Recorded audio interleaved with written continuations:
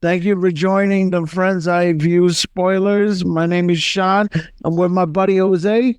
Hello, hello. So we did a movie, which was funny because Hold on. Before we get started, I just want to make a quick notation that last week you said, "Oh, I'm not going to pick a bad movie," and you happened to pick this one. So, okay, proceed, sir.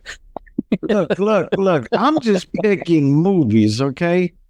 I had mentioned I am picking movies. Yes. Okay, I'm not looking at the reviews. I'm not looking at trailers. Yes, you did say. When I said that, what I meant was a movie that I saw as good, and I'm like, hey, you gotta watch this. Gotcha. Okay. It's most likely not going to be shit. I got. Thank you for explaining further. I appreciate that. Because this one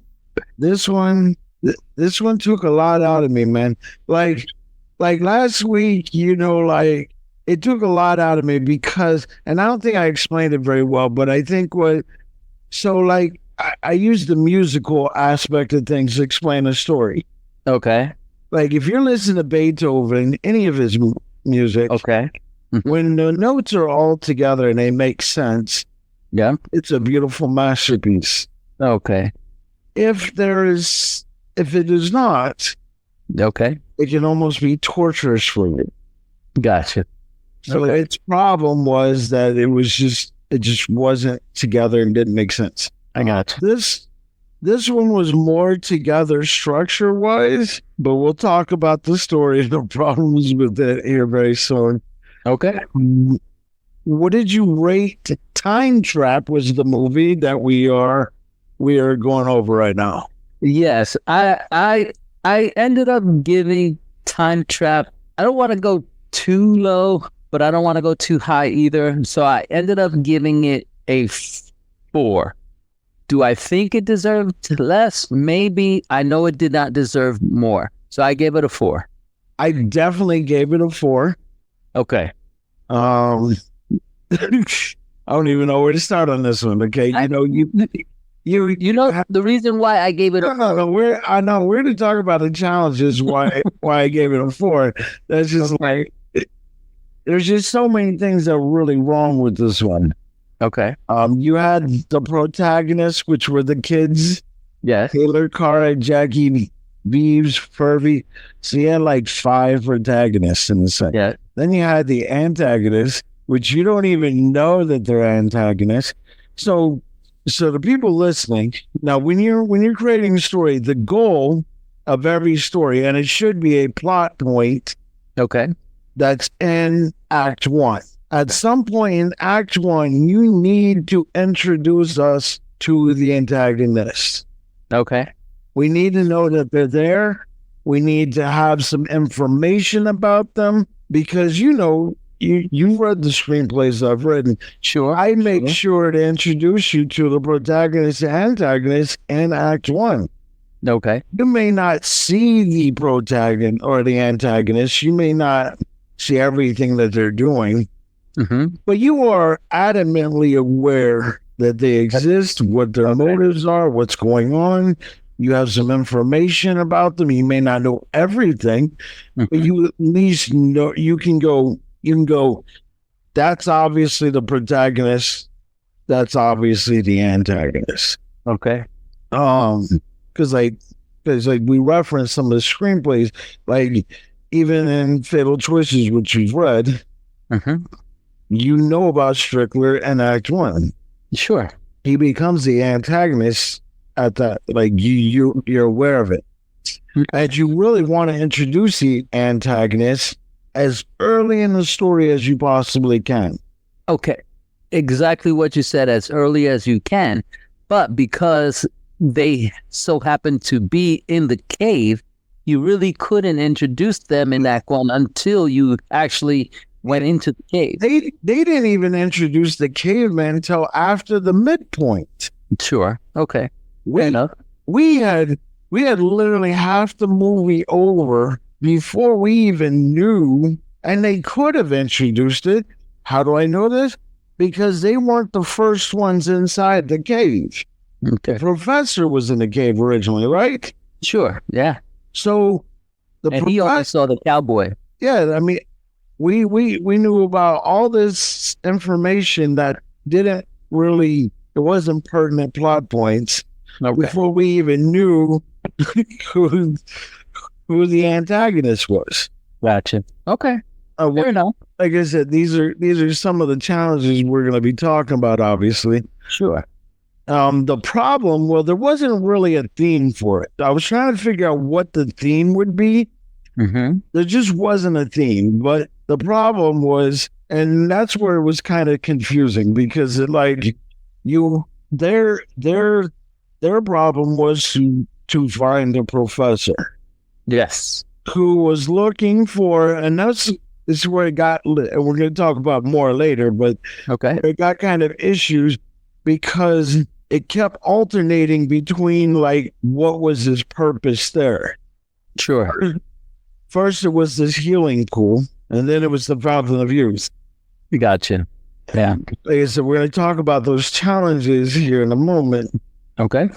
And then you had your inciting event, which was when they decided to follow the professor into the cave.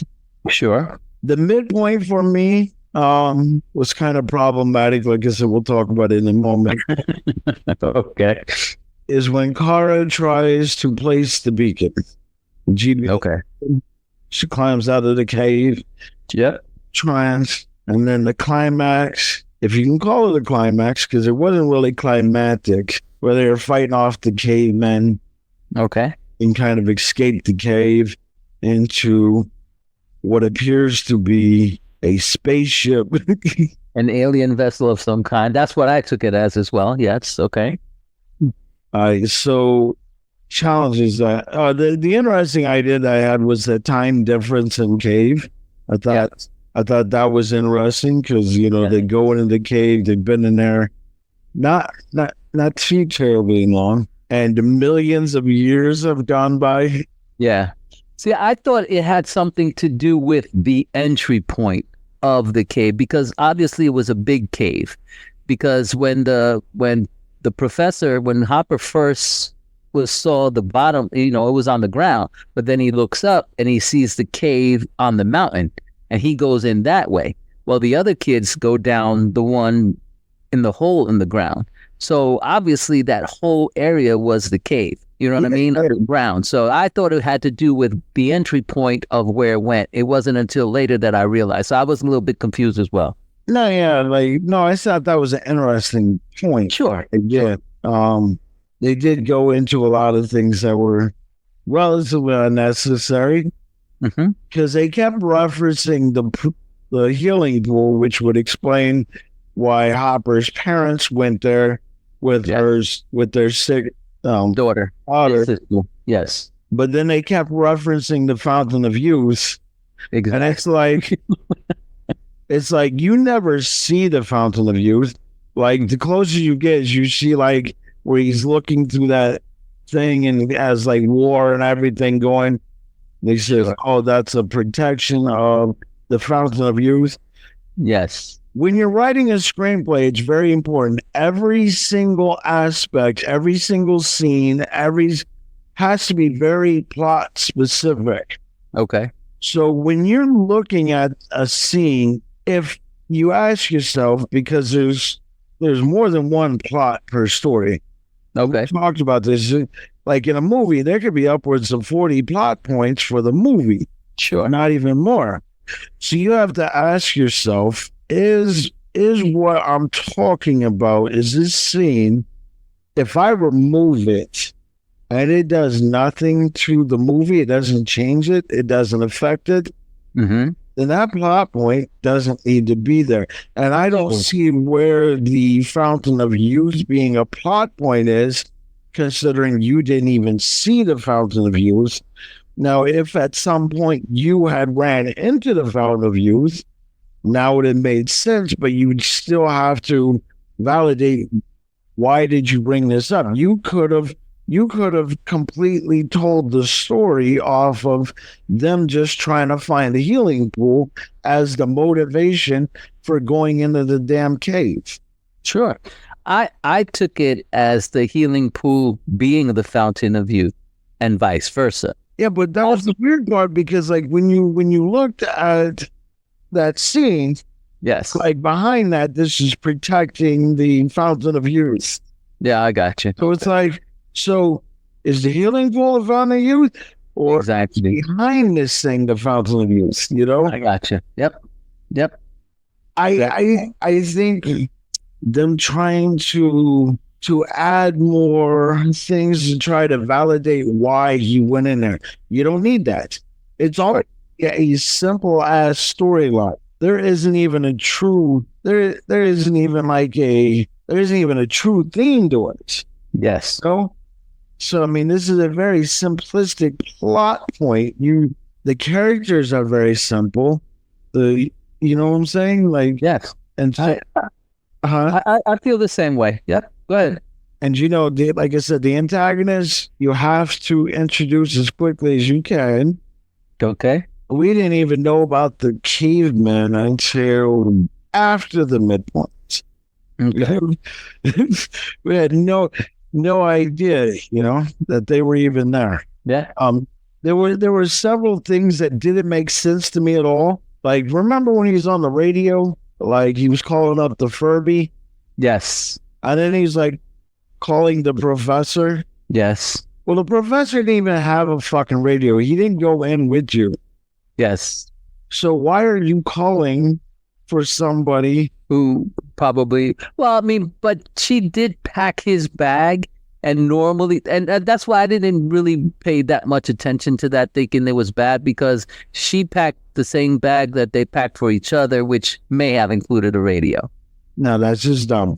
Yeah. They, like I said, I'm here for criticizing things realistically because I'm tired of seeing shitty films. Gotcha. And you know who? To be honest, you know why I liked it too? Because when I found out who the executive producer was, and I also found out he co-directed the movie, he was Ben Foster. Ben Foster I like as an actor. He played in 3:10 to Yuma. He played the role of Charlie Prince. Very good role he played. Very good. He kind of almost stole the scene from Russell Crowe, but that was a good movie in itself. We may have to profile that later. But that's who I found out. When I found out that he co-directed and the executive produced this film, I was a little bit taken aback because I thought, that it would be better put together. Yeah. So like I said, if you're going to have something in a screenplay, it's got to make sense, okay? Okay. There are a lot of things that you can assume because you are telling a story where you can't just tell everything. Okay. But this is a prop. Sure.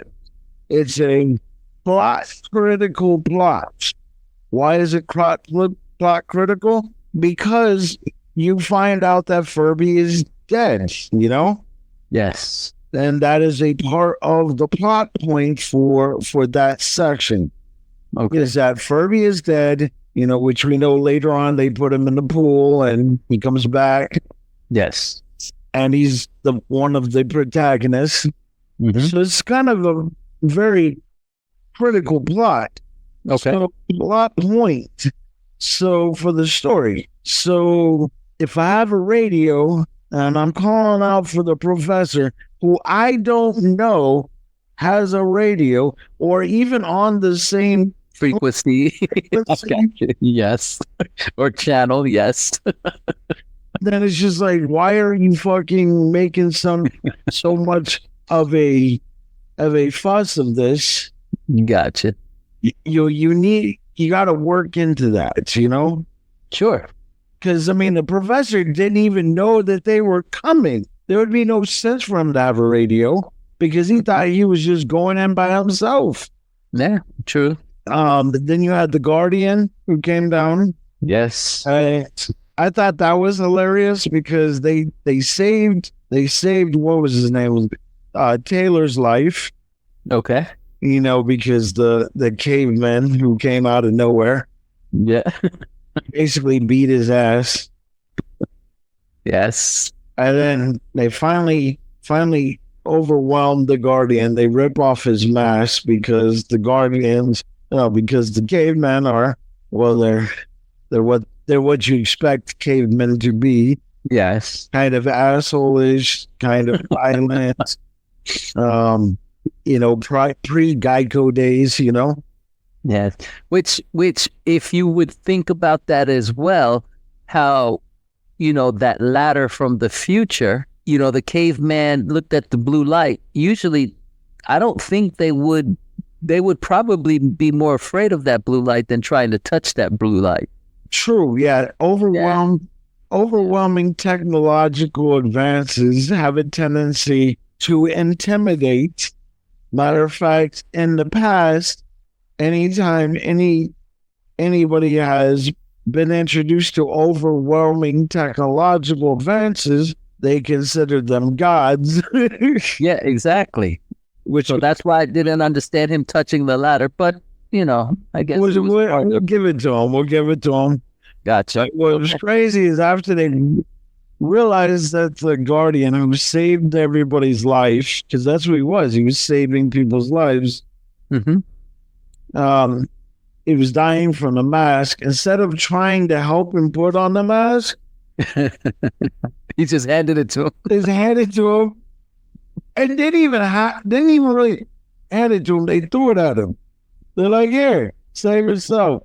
Dude cannot fucking breathe, and you're just going to and then they go into a flashback montage sequence. Okay. Now, so in stories, you will sometimes do dream states and flashbacks and different things. There are some rules to it, though. Okay. And the rules are you do it as the least amount that is needed in order to successfully tell the story. Okay. And when you do them, they have to move the story forward. Okay. Because stories are linear. You're going from start to finish, right? Yep. So if I do one of these dream states or flashbacks or anything else, I'm in theory, I'm going back in the story. Okay. So whatever information that I am portraying should be vital for me to understand the story.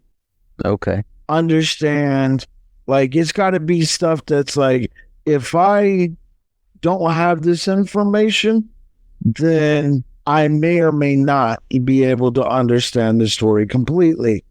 Okay. And the goal is whatever I do introduce needs to help me move the story forward. Okay. So what they did was they went into kind of a state where they were they did a news thing about the kids disappearing. Yes. Which I don't think is really necessary because you're in a fucking cave. Okay. And obviously millions of years have gone by at this point. Yeah. For me, I kind of like the technology because all it did was, it zoomed in on her face and that it. What I'm saying is you don't let me finish. But it wasn't necessary. No, I'm not mentioning the technology, okay? That's it. Okay, I'm mentioning the flashback sequence that they did there. Gotcha. We already know that the kids are gone, okay? Yeah. Yes. So was that necessary? No. No, because the assumption is that a new story is going to happen. 5 kids were missing, so you can honestly assume that that's going to happen in the news when kids go missing. So yeah, you're right. And then they started going into just some sound bites of people saying going to Mars, right? Mm-hmm. And this was kind of the big thing. But they did it. They could have took that opportunity to explain, what was happening to the world that's now dead, to where you felt that you need to go to Mars, which is another point we're going to talk about as a problematic point. Okay. why you would need to go to Mars. There was nothing in that sequence that I thought that was truly plot critical. I know the space thing could have been, because it kind of explained why there were no people. But I think if they would have talked about a war that went on, or I'm assuming like a nuclear reactor kind of thing, because the world had absolutely no trees. Because remember when she went up? Yes, it was just rocks. It was just rock, and then there was like a hole in the atmosphere, and then behind it was like some space thing. Yes. There were some things that they could have put in that flashback sequence. Sure. That could have strengthened the plot, so that kind of fulfilled the story as to why we got to where we were, Okay. Fair enough. Yeah. The beacon is a whole other thing. This dude had a beacon with the GPS, remember? Because that's the midpoint. Yes. He told nobody that they were even going here, which is problematic in the first place. You're going into a cave, and two of them, I'm assuming, are college-age kids. Okay. The other two seem to be child. So you're going to take two college-age kids and two children into a cave without telling anyone. Without telling anybody where you're going. Yeah. And just so happen, after not telling anybody where you're at, you just so happen that you're going to have a beacon with a GPS signal, just so happen to have it on you. Well, that right there, I can understand and relate a little, because when I was younger, I never told my parents everywhere I went. And remember, back when I was a child, we didn't have cell phones. We didn't have pagers and all that other stuff. They were that technology, as far as pagers, was just beginning to come into play. So my parents wouldn't be able to track me down even if they wanted to, unless I specifically told them where I was going, which sometimes I didn't, because I thought it was going to be a little dangerous. Or I shouldn't have been there. You're also not expecting college-age fucking children, okay? Okay. I was in high school. I know what that's like. That is high school. We are talking college age, and you have children. Yes. That aren't your children, that you went and specifically picked up. But that you should still be responsible for, yes. That you're going into a cave. Okay. Gotcha. I'm not saying we're going to the bowling alley or we're going to pizza parlors. Gotcha. We are going into a cave to look for a missing professor who was in turn looking for someone missing parents. Yep.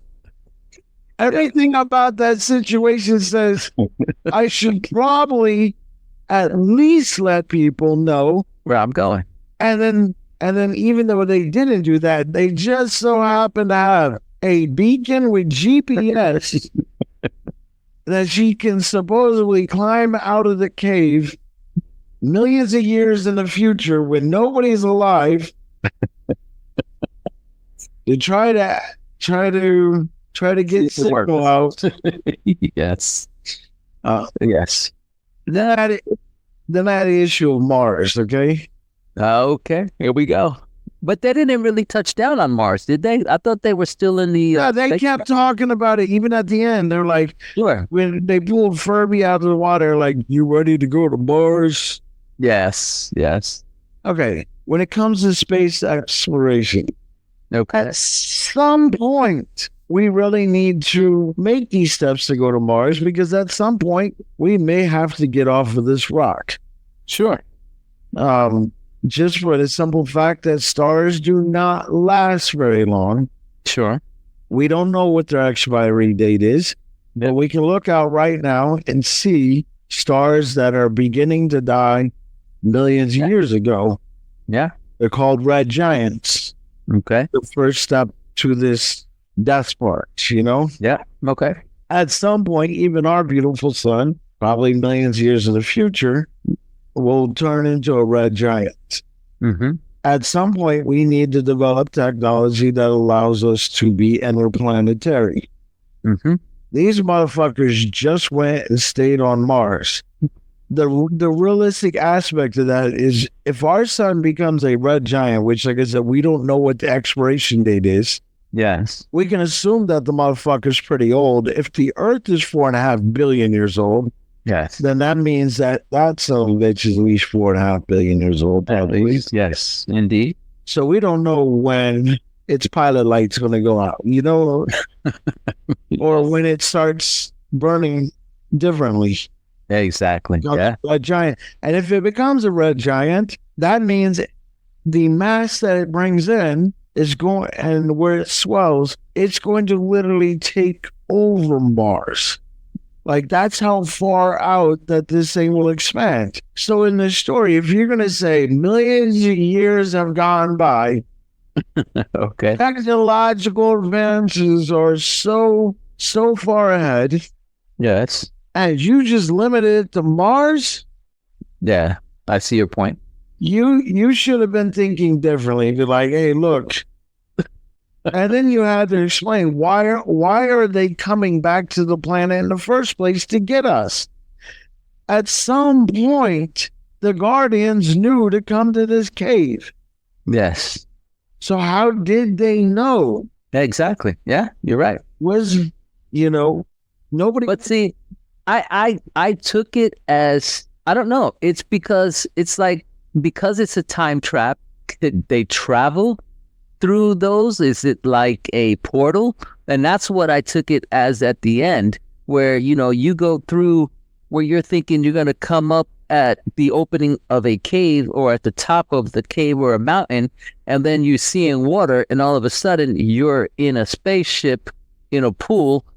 So it was confusing to me. So that definitely made no sense too, because it's like, you would assume, and you have to assume, that the spaceship stopped on top of this cave to take people out of it on a planet that's clearly dead, that has water, but no that's it, because they had liquid water. Exactly. As you saw the picture in the aftermath, they had liquid water, but it had no life. Exactly. It's like, that doesn't make sense to me. Yeah. Because on planets where it has truly liquid water, you're assuming that, okay, the sun hasn't exploded, hasn't become a red giant, or else Mars wouldn't be there, Earth wouldn't be there. So you're like, okay, so the sun is fine, this planet is just dead? Yeah, so because you should be able to sustain some kind of life on it. Yes. Yeah. Some sort of life, because you would assume that if there is no oxygen, then that means there's probably lots of carbon. Well, that's what fucking plants eat, is carbon. So if you have plants, matter of fact, that's a whole talk about how do you terraform Mars. You terraform Mars by going in and trying to use the carbon to create oxygen. Exactly. Which is how the shit fucking works.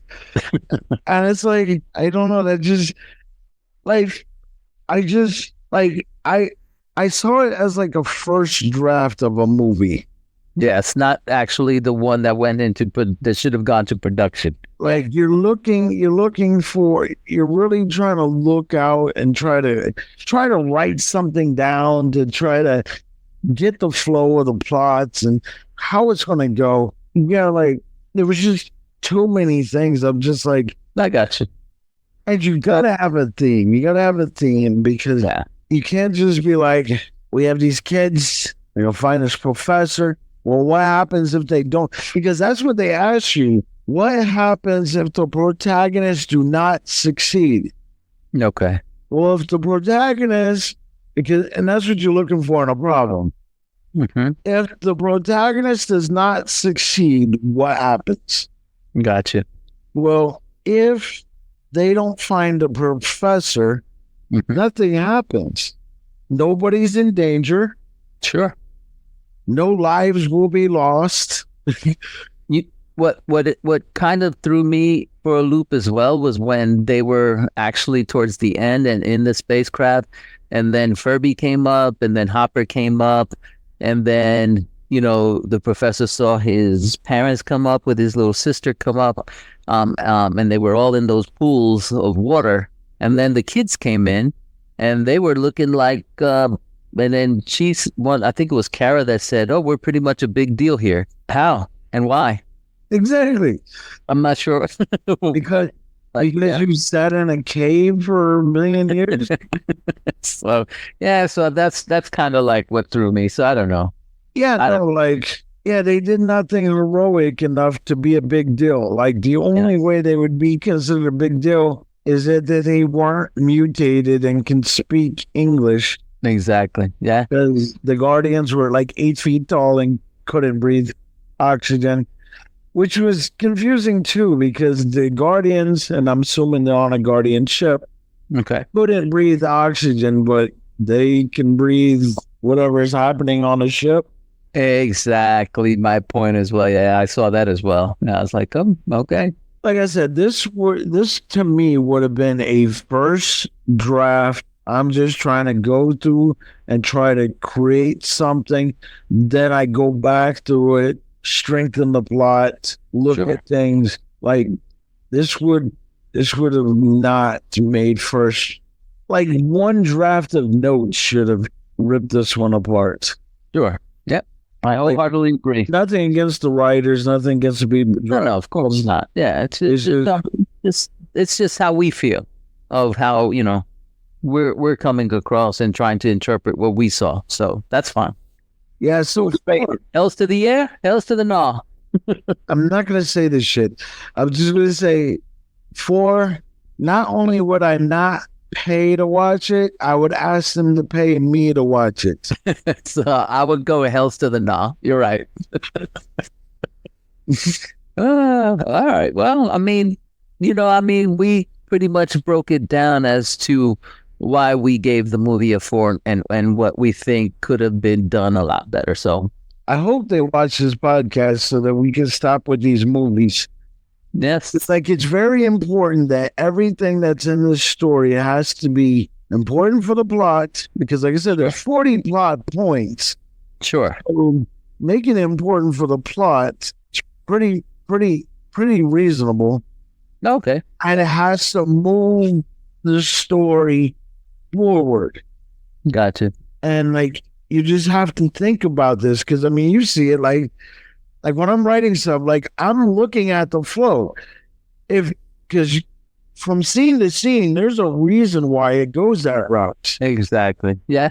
It isn't like, oh, I just want to put in a scene here because it's like, no, there's a flow. It's going linear. I need you to go from the beginning of the story to the end of the story. And there's going to be things inside it that that are going to help make this journey better. Because they're kind of like, we would hope anyway. Yes. No, it's like going on a road trip. Sure. You're going to California, for instance, and you're taking a bus. You're going there. That's a linear trip. But you may do some stops here and there, and each of these stops is going to provide you something for that trip. Okay. That's what you have to look at. This is like each of these plot points is a stop. Okay. And you are trying to enhance the story by each of these stops. So information that you give, it has to be like, oh shit. Or it has to be keep you in suspense or mess with your emotions or something, so that you're like, whoa, I need more. I can't stop at this stop. I need the next stop. Yeah, fair enough. A lot of things in there is just like, it wasn't as bad as the last movie because, like I told you, the music thing. Okay. This had a better flow because it was organized better. It wasn't organized great, like I said, with the caveman being an antagonist and introduced so late in the movie, but it was structured a tad bit better. All right. Well, let's see what we're going to review for next week, and hopefully we have more positive viewpoints. So we will see. I'll try to find something that's going to be good. But like I said, I don't look at the reviews. I don't watch any trailers. And that's fine. We take it as we get it. So no problem at all. All right, buddy. Until next. All right. Have a great week. We'll talk soon.